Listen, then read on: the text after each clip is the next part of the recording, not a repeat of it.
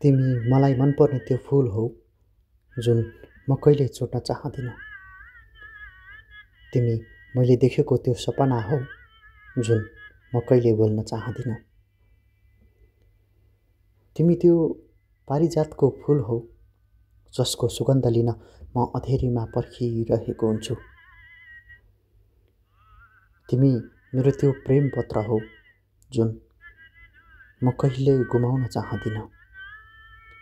थाहा छ त्यो अक्षर मेटिनेछ एक दिन, तर पनि म त्यो पत्र म खोल्न चाहदिनँ।